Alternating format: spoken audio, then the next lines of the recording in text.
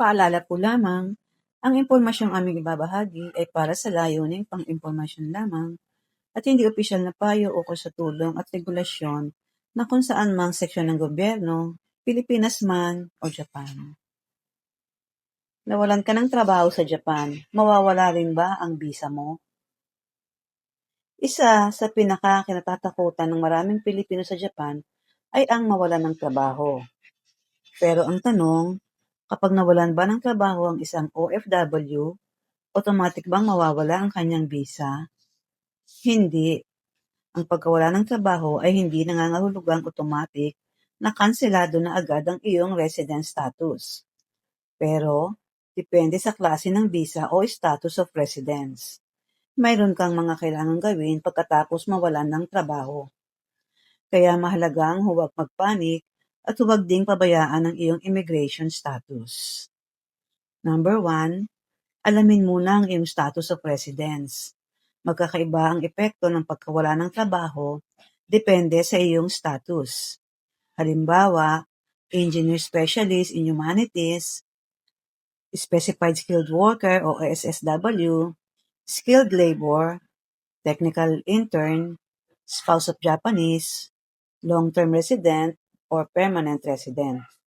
Para sa mga work-related status, mahalagang ang ginagawa mong trabaho ay pasok sa pinahihintulutang activity ng iyong status. Samantala, mas malawak ang employment freedom ng permanent resident at ilang status na nakabatay sa personal status o family relationship. Number 2, kailangan bang sabihin sa immigration? Para sa mga status na sakop ng notification requirement, kailangang i-report sa immigration ang pagbabago, gaya ng pagtatapos ng employment o kontrata. Karaniwan, ang notification ay kailangang gawin within 14 days mula sa event na kailangang i-report. Kaya kapag natapos ang trabaho, huwag isipin na sapat nang may valid residence card ka pa. Ayusin agad ang kinakailangang notification. Number 3, may 3-month rule ba? Ito ang madalas na maling pagkakaintindi. Hindi tama na sabihin, kapag 3 buwan kang walang trabaho, automatic mawawala ang visa mo. Hindi automatic ang ganon. Para sa ilang work-related status, maaaring magkaroon ng problema kung matagal nang hindi ginagawa ang activity na basihan ng iyong status at wala kang makatwirang dahilan. Kaya ang pinakamahalaga ay huwag maghintay ng 3 buwan bago kumilos. Kung nawalan ka ng trabaho, magsimula agad sa paghahanap ng bagong trabaho at ayusin ang iyong immigration requirements. Number 4, pumunta sa Hello Work. Isa sa pinakamahalagang government services para sa wala ng trabaho ay ang Hello Work. Dito, maaari kang magparehistro bilang job seeker, maghanap ng bagong trabaho, humingi ng employment consultation, makakuha ng job referrals, at magtanong tungkol sa unemployment insurance. May mga Hello Work service din na nagbibigay ng employment assistance para sa foreign residents. Number 5, may unemployment benefit ba? Posible kung kwalipikado.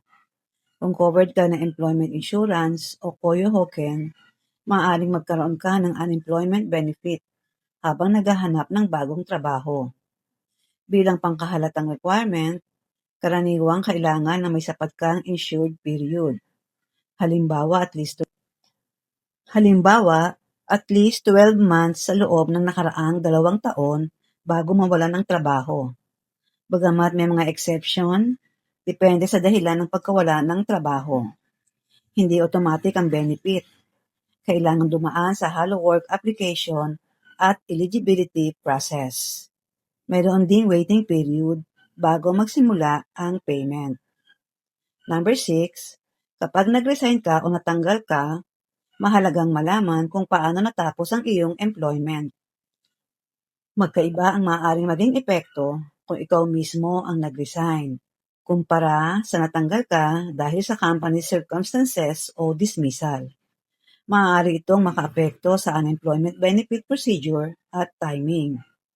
Kaya kung sinabihan ka ng employer na mag-resign ka na lang, pero ang totoong dahilan ay may company closure, reduction of workers o dismissal, huwag basta pumirma nang hindi mo nauunawaan ang dokumento.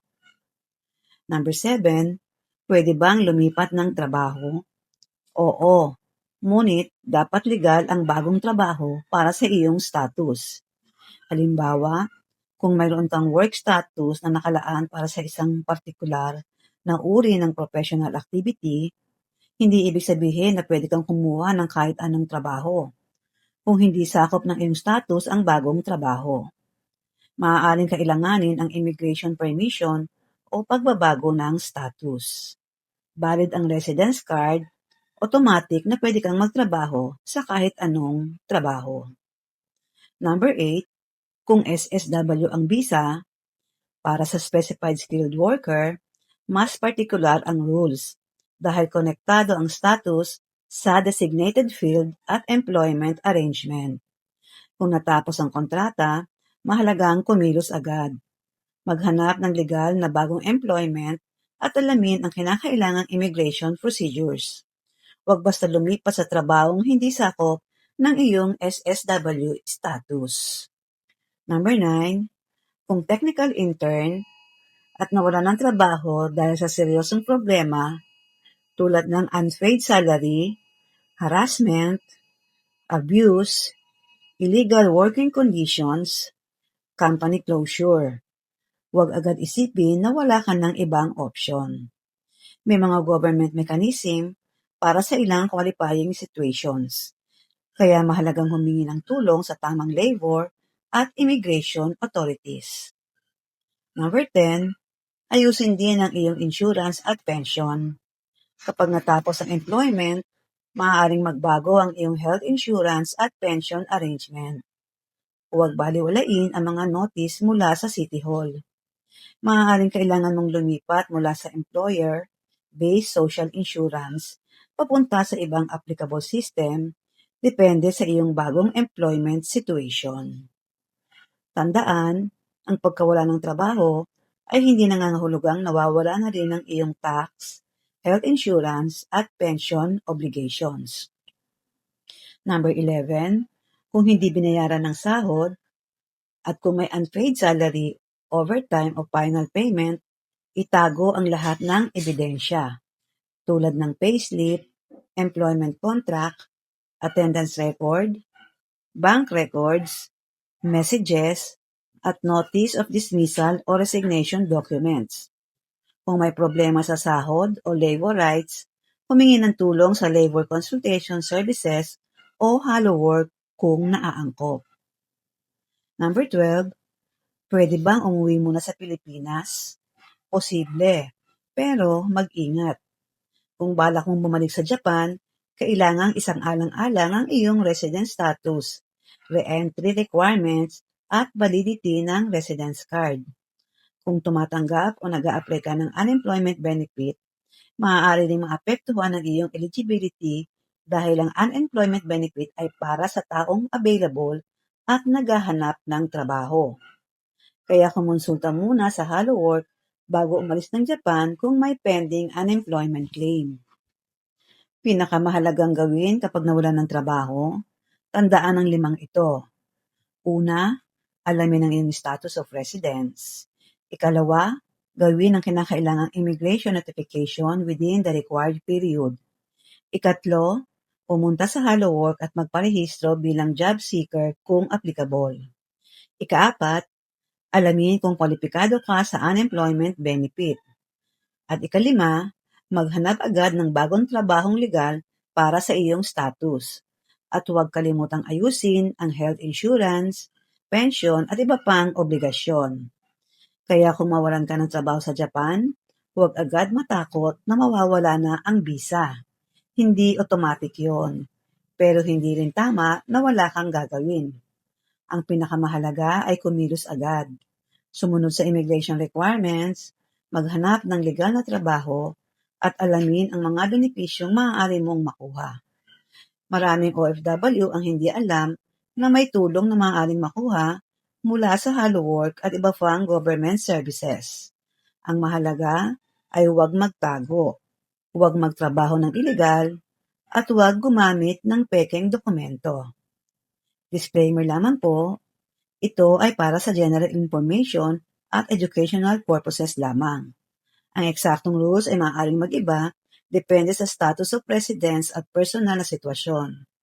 Para sa immigration decision o unemployment claim, pinakamainam na kumpirmahin ang kasalukuyang requirements sa Immigration Services Agency, Hello World, City Hall o iba pang opisyal na tanggapan.